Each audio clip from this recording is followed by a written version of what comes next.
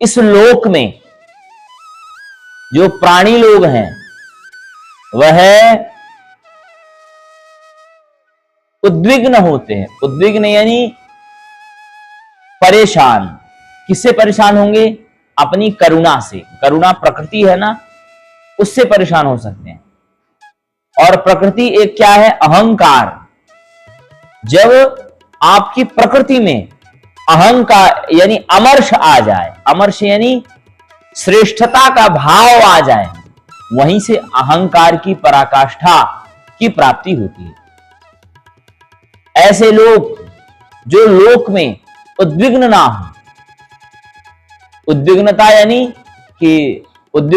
केवल चिंता का भाव नहीं है। यहां पर जो उद्विग्नता कहने का तात्पर्य श्रेष्ठता का भाव भी न रहे, और यहां पर मैं बहुत अच्छा हूं, मुझसे बहुत अच्छा कोई नहीं है, ये भाव खत्म हो जाए।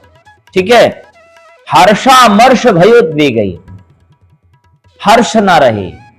हर्ष यानी किसी चीज में अत्यधिक खुशी ना हो, और जहां आप विजय को न प्राप्त करो, हार को प्राप्त कर जाओ, वह अहंकार करुणा में बदल जाए।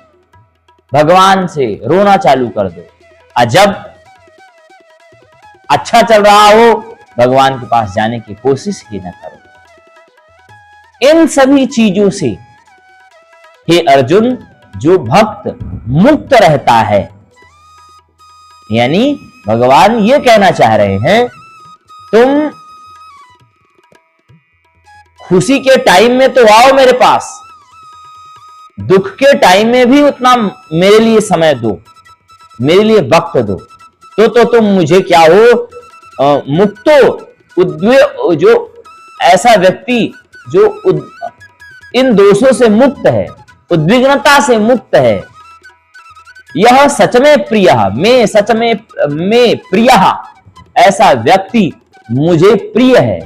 क्यों? कि वह स्वार्थी नहीं है। इसीलिए भगवान ने भक्तों की 4 श्रेणियां रखी हैं। वह भगवान का परम प्रिय भक्त है, जो भगवान को अपने बिजनेस में भी बोलता है कि आप मेरे सखा हैं, मैंने जितना प्रॉफिट पाया है मैं आपको दूंगा, और वो देता है। वह क्या है? भगवान का भक्त। अब कुछ लोग ऐसे भी होते हैं, कहे कि आप क्या करेंगे, लिए 5 रुपए का रसगुल्ला चढ़ा दिए और बाकी रख लिए। ऐसा भी नहीं। अगर आपको ईश्वर दे रहा है तो जीवों में खर्च करो, वह परब्रह्म परमात्मा दे रहा है, तो आप कैसे अपने पास से कमा सकते हो? कहीं ना कहीं से वही मेरी क्या कर रहा है? हेल्प कर रहा है, सहायता कर रहा है।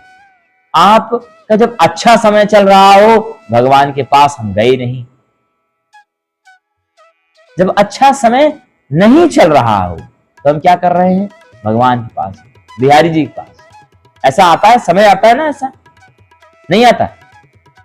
अच्छे टाइम पर भगवान के पास, अच्छे टाइम पर भगवान के पास नहीं जाते, और गंदे टाइम पर भगवान के पास जाते। हे भगवान सुन लो, यहां तक कहा है, जिनके पास अच्छा धन हो जाता है, न प्रणमन्ति देवताभ्यः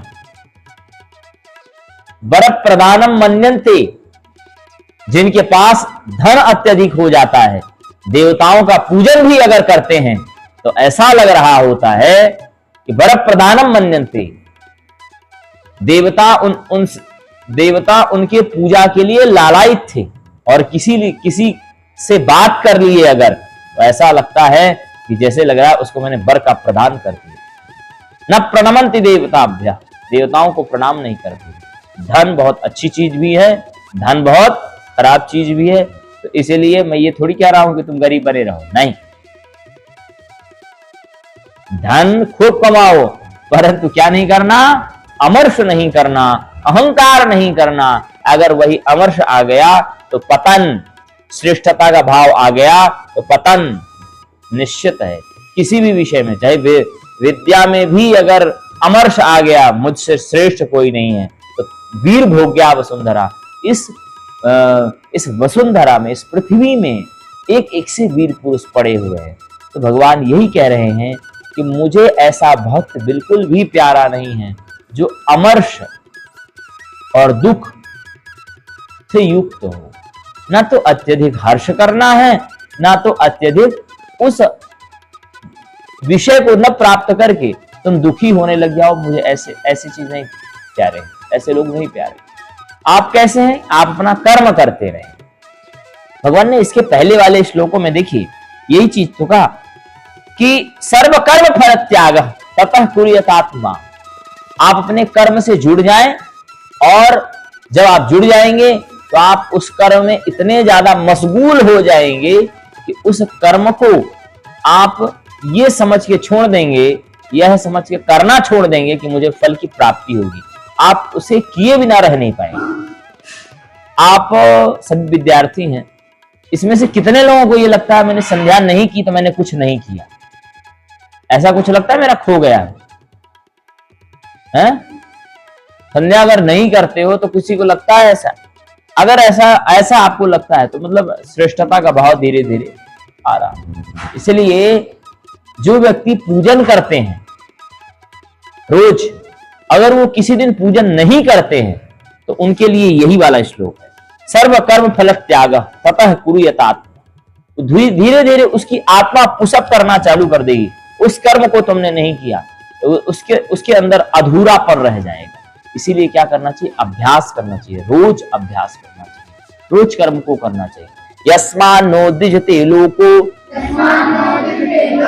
लोकान्नो द्विजते च यः हर्षामर्ष भयोद्वेगैः